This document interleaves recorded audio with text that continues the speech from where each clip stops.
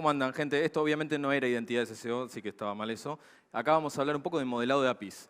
Un poco la idea primero es contarles, yo soy arquitecto de software, trabajo acá en Santander, es anecdótico eso, pero un poco la idea era contarles más o menos qué es lo que nosotros tenemos que tener en consideración o qué cosas podemos tener en consideración al momento de hacer un modelado de API, ¿no? Porque es como que suena medio estrambótico si uno nunca se metió en el tema y de repente empieza a meterse en desarrollos y no sabe bien cómo encarar algunos de los criterios. Entonces, primero que nada necesitamos entender qué es un API, ¿no?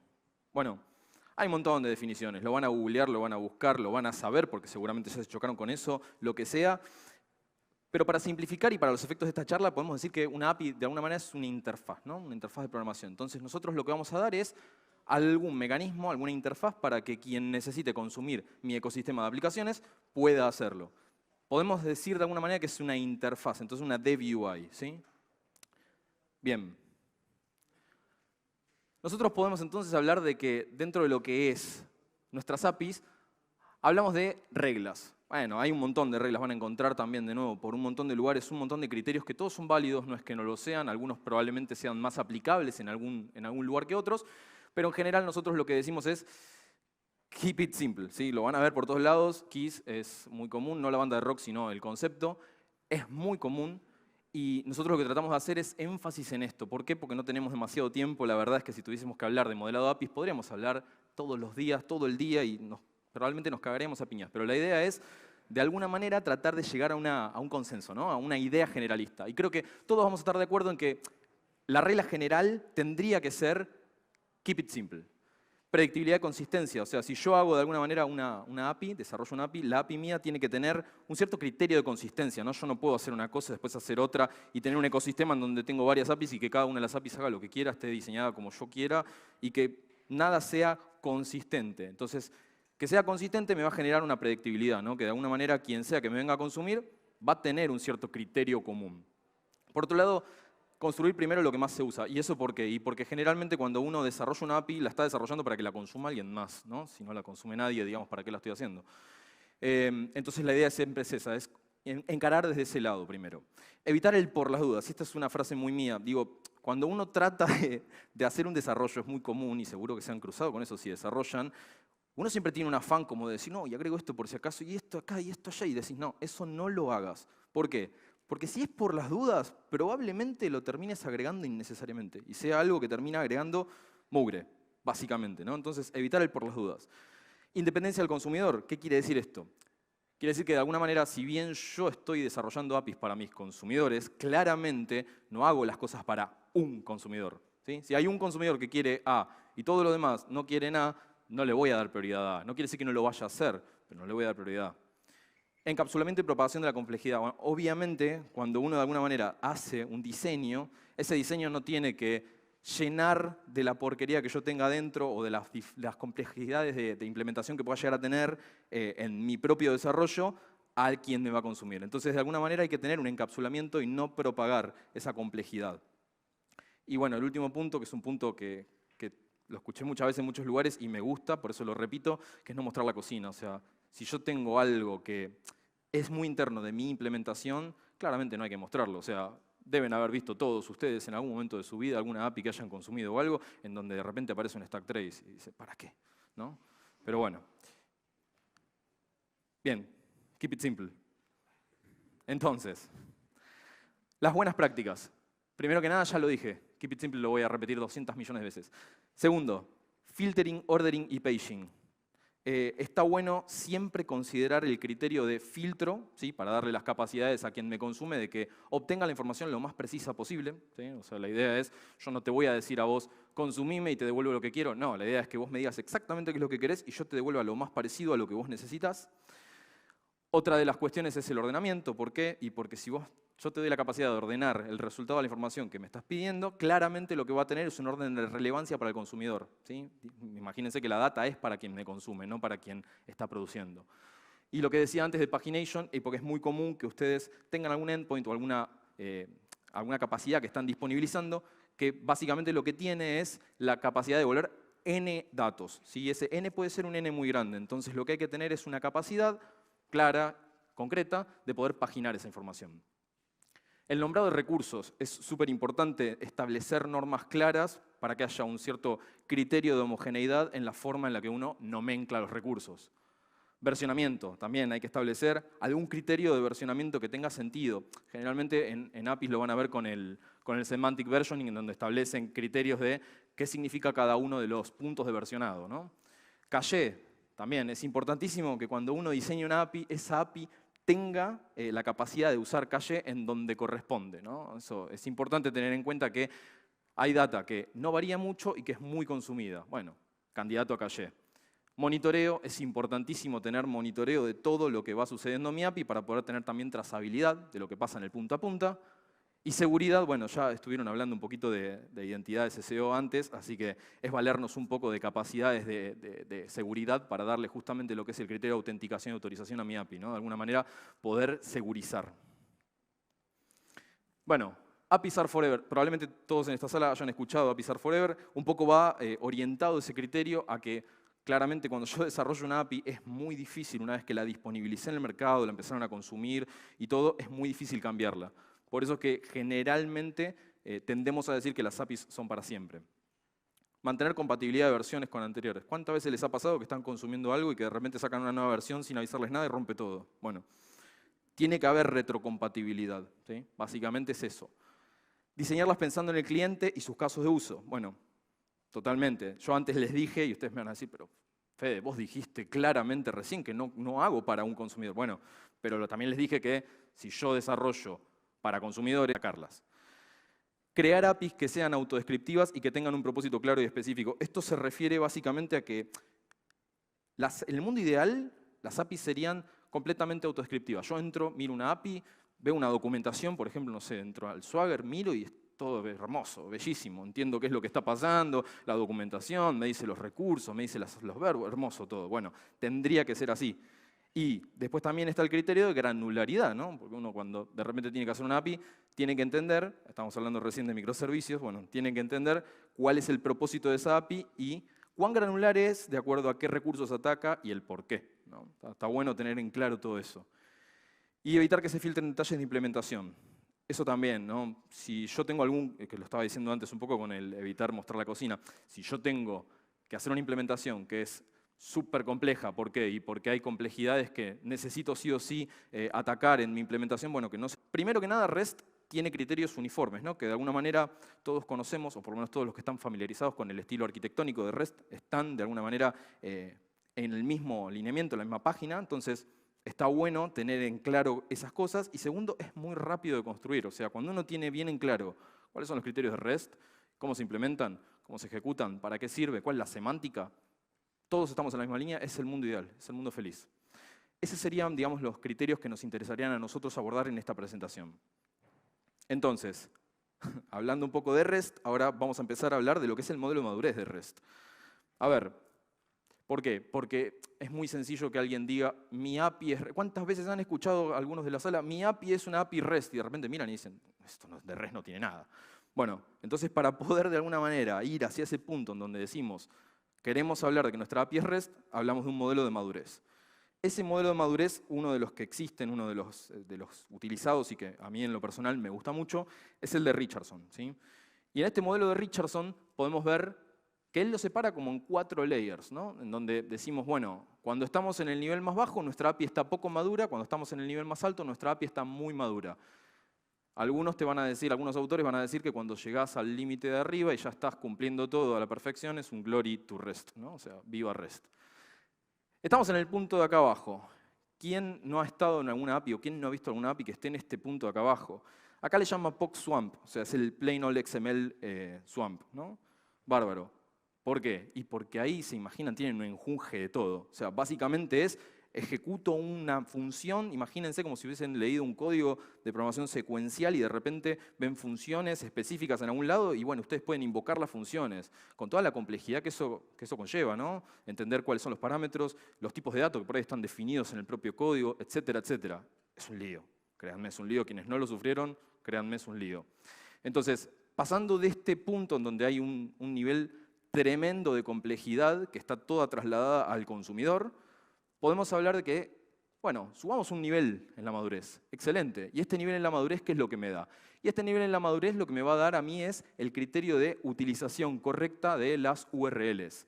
Fíjense que acá dice Multiple URI, Based Resources and Single Verbs. O sea, básicamente yo agarro y digo, bueno, me voy a valer de la forma de expresar mis endpoints, de la forma de nomenclar y de interactuar con mis recursos a través de la URI.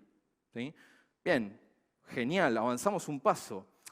Bien, para poder estar tranquilos en ese paso, tenemos que sí o sí necesariamente subir al paso siguiente. Que el paso siguiente es el que me pide obligatoriamente el uso correcto de los verbos HTTP.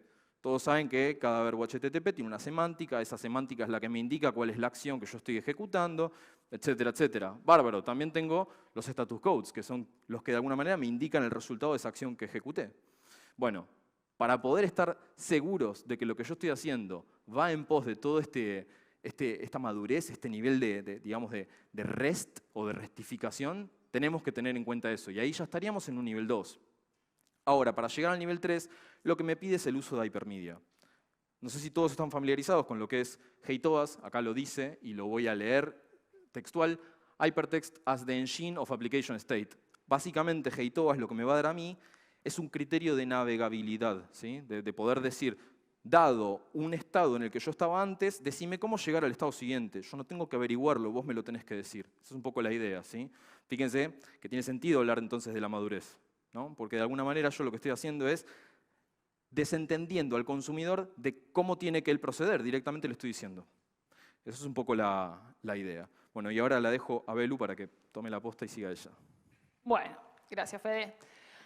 Vamos un poquito a la práctica después de tanta teoría. Pero primero, para entender un poco lo que estaba comentando Fede de los niveles de madurez de REST, tenemos que entender un concepto súper importante que son los verbos HTTP. Los verbos HTTP es la forma semántica de comunicarse entre el cliente y el servidor y cada uno tiene un uso puntual y podemos ver que pueden ser utilizados sobre un recurso puntual o sobre una entidad puntual o sobre varios recursos de esa entidad puntual. Acá en el ejemplo vemos que tenemos a customers en la primera fila y en la segunda fila customers refiriéndome a un ID puntual. Bien, estos verbos, el primero, como vemos ahí, es el post, que es para crear. Nos está indicando que queremos realizar esa acción y siempre la hacemos sobre el recurso, ¿ok? No lo hacemos sobre un ID puntual, digamos. Distinto es el verbo get, que es un verbo de lectura, y ahí, ojo con eso, porque nosotros podemos obtener todos los recursos de esa entidad o un recurso puntual filtrándolo por el path-param. Ahí, ojo, estoy diciendo eso, ¿por qué? Porque nosotros, cuando solicitamos ese recurso, esa lectura, pueden venir un montón de datos. Entonces, es una buena práctica ahí utilizar lo que comentaba Fede al principio para el modelado, para un buen modelado, el tema de filtros, filtering con el query param, o también utilizar paginación. Pues, en lo que respecta a modificación, tenemos el put y el patch, y ahí siempre decimos, bueno, ¿para qué usamos cada cosa, no? El put es un full replacement, o sea, modificamos todo el recurso, ¿bien? Y, ojo con esto también, que puede ser aplicado a todos los recursos de esa entidad. Fíjense que está marcado en amarillo ahí. No es una práctica habitual y recomendable, porque lo que estamos haciendo ahí es modificar absolutamente todas las entidades de ese recurso. Por eso no está bueno. Está bueno filtrarlo y decir, bueno, modifícame tal recurso puntual. Distinto es el patch, que eso es una modificación parcial. Quiero modificar tal dato de tal recurso. Por eso lo hacemos siempre sobre el recurso puntual. Y el delete, al igual que el put, podemos hacerlo como mala práctica sobre todos los recursos de una entidad o directamente eliminar un recurso puntual. Otro aspecto súper importante también de la comunicación son los HTTP Status Code. Bien, hay un montón. Acá nombramos algunos.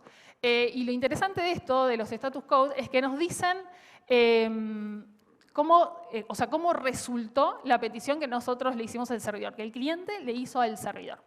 Y lo diferenciamos en 3 rangos en este caso. Tenemos los 200, los 400 y los 500. Los 200 es que anduvo todo OK del lado del servidor. Hicimos una petición y la pudo procesar OK. Y con un simple código podemos saber, dependiendo de qué verbo estamos hablando, qué fue lo que hizo. Por ejemplo, no sé, en el post, el 201 es que lo creó OK. Bien, estamos usando en el rango de los 200, pero para el post, que se pudo crear OK, es un 201, no usamos un 200. Eso es una buena práctica de modelado.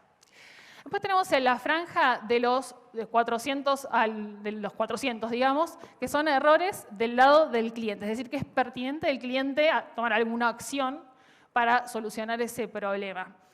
Digo, por lo general, porque puede ser que algo no pueda solucionar, no sé si el usuario, el cliente no tiene permiso, por ejemplo, un 403 que no tiene acceso a ese recurso no va a poder solucionarlo, pero sí son de injerencia, por lo general no, tienen que ser de injerencia del cliente.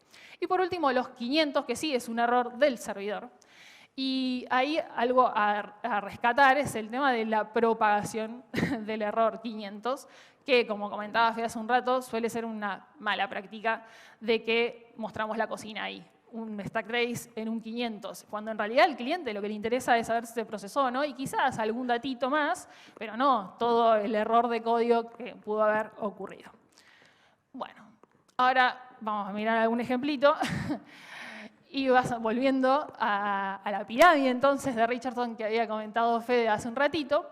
Vamos a arrancar con el nivel 1, el nivel 0, perdón, el del pantano, el swamp box, que era un despiole de cosas. Fíjense, acá queremos hacer un request para crear un nuevo límite de extracción. Y si miramos la URL de la URI, vemos que está llamando a un post a un account service. O sea, es un servicio, una cosa, no estamos hablando de un recurso puntual, es un service. Y lo que queremos hacer lo está diciendo en el body, Operation Create Limit. Ya eso es raro, digamos, es bastante anárquico, no nos está dando una idea clara, entonces no es un nivel muy bajo, digamos, de lo que sería nuestra API. Subimos un nivel y acá la diferencia sí, la vemos en la URI también, porque este nivel es orientado a los recursos. Digamos, ya hablamos de, por ejemplo, acá queremos obtener los datos de una determinada cuenta, tenemos el account /id, digamos, o sea, ya hablamos del recurso, ya nos está dando la pauta de que queremos obtener ese recurso. Pero lo que queremos hacer sigue apareciendo en el body, fíjense, get data. Y de hecho está poniendo un post, cuando hace un ratito habíamos dicho que el post era de creación. Ni hablar del response que está devolviendo un 200, o sea, hay una mezcolanza. Por eso el siguiente nivel, que ya estamos más maduritos acá, estamos hablando de decir qué hacemos con los verbos. ¿Bien? En este caso, nuevamente, queremos crear un nuevo límite de extracción de una cuenta y fíjense que ahí sí estamos haciendo un post, estamos diciendo créame un límite en esta cuenta y ya no está más la operación en el body, porque ya está, me la está diciendo el verbo con el cual estamos ejecutando. Y el response me está diciendo 201. Ok, la pude crear, listo. Así que ya estamos más maduros acá. Y por último, the glory of REST, como había dicho Fede, es ya el concepto de hypermedia o hipermedia o HEITOAS, donde nos está dando la pauta, digamos, cuando nosotros hacemos una petición, nos devuelve una URL completa para poder movernos dentro de esa API, para poder acceder a los distintos recursos de esa API. Acá, por ejemplo, tenemos un caso donde queremos obtener las transacciones de un determinado account y nos marca con una paginación cómo movernos en los recursos de esa API. Otro ejemplo también, por ejemplo, es cuando tenemos entidades o recursos y recursos derivados. No sé, queremos obtener datos y quizá no necesitamos toda la información, no sé, de un customer o del cost center. No, decime cómo acceder a eso. Entonces me pasa la URL y siempre la URL completa, no parcial, porque no hay que dejarle nada al criterio del consumidor, o sea, hay que facilitarle la vida. Y con eso podemos navegar fácilmente desde el inicio, digamos, con una sola petición ya podemos movernos en toda nuestra API. Bien, bueno, un concepto interesante, y hablando de los verbos, el concepto de idempotencia y de seguridad. Idempotencia, así conceptualmente hablando, es que nosotros cuando ejecutamos una acción una o mil veces, siempre nos va a dar el mismo resultado, ¿está bien? Que la primera vez. Entonces, si lo llevamos al campo de los verbos HTTP, ¿cuál sería un idempotente, digamos? En realidad, todos menos el post, porque el post ante el mismo request nos va a devolver siempre algo distinto, porque estamos creando un recurso. Los demás no. Siempre que hacemos un put con el mismo request va a ser siempre el mismo response, mismo data. Y el concepto de seguridad, con eso nos referimos a que si ese verbo está modificando el estado de ese recurso. Y claramente, como todos son de escritura, menos el get, el único que sería safe, por así decirlo, es el verbo get. Muy bien. Bueno, estoy re bien con el tiempo. Y bueno, así como friendly reminder, esto acá que nos dice este muchacho, que nouns are good, verbs are bad, con eso nos estamos refiriendo, así que está bueno que cuando ustedes modelen su API y, por ejemplo, están pensando en los endpoints, piensen en los sustantivos, digamos, en lo que representa lo que quieren modelar. No sé, estamos hablando de accounts y queremos crear cuentas, bueno, entonces el path va a ser accounts, no voy a hacer create accounts. Por eso los verbos dejémoslos a los HTTP, a los verbos HTTP, que ellos nos van a decir qué es lo que quieren hacer o qué es lo que queremos hacer. O, por ejemplo, queremos cambiar el estado de un account. No vamos a hacer account/activate. No, o sea, es un update, digamos. Eso es hacemos un put ahí, un patch y listo sobre el recurso account. Por eso, nouns are good, verbs are bad. Bueno, y con eso estaríamos. Damos espacio, tenemos un lindo rato todavía para que nos hagan consultas. Bueno, hacemos. Bueno, estamos. Un fuerte aplauso. ¿Alguna pregunta? ¿Alguna mano por ahí veo? ¿No? Sí, le metimos nitro. Pase. ¿Hicimos cambiazo? Sí. La pregunta era por el modelo de madurez particularmente. ¿Cuál es el esfuerzo? Ahí yo tengo un equipo, empezamos a trabajar y tal vez empezamos en POX. ¿Cuál es el camino para The Glory of REST? Es una buena pregunta. Depende mucho en realidad. A ver, es muy común que uno tenga algunas APIs que, no son APIs en realidad, que tenga algunos servicios, algunas aplicaciones que de alguna manera tienen una complejidad tan grande que exponer esa complejidad termina siendo difícil, ¿no? Entonces, muchas veces suele aplicar un criterio de wrapping, ¿no? O sea, muchos de acá me van a decir, no, wrapping no. Bueno, muchas veces suele implementarse bien el concepto de wrapping, porque eso lo que te da es la capacidad a vos de, yo rapeo, expongo las capacidades que yo quiero, de la forma que yo quiero, obligo a que se consuman los recursos de la manera que yo quiero que se consuman, por ejemplo, siguiendo todo lo que son los criterios RESTful, y después sí puedo ir trabajando en ir adaptando esa solución para que esa solución sea lo mejor posible sin afectar a los consumidores. ¿Por qué? Porque va a pisar forever. Entonces, un poco siguiendo esa línea, me parece que la mejor mecánica sería esa, ¿no? Después es obvio que hay muchos approaches diferentes, pero muchas veces uno termina siendo, de alguna manera, un wrapper para terminar absorbiendo esa complejidad y no propagándola. ¿Alguna otra pregunta? ¿Alguno más? Por favor. Anímense. ¿No? Nada. Es porque no Increíble. tenemos gorro para regalar ni Increíble. nada, por eso. Estuvimos flojos ahí. Está ese gorro. si El alguien lo gorro del quiere. bombero. Bueno, Bueno. les damos un fuerte aplauso a los chicos. Bueno, gracias.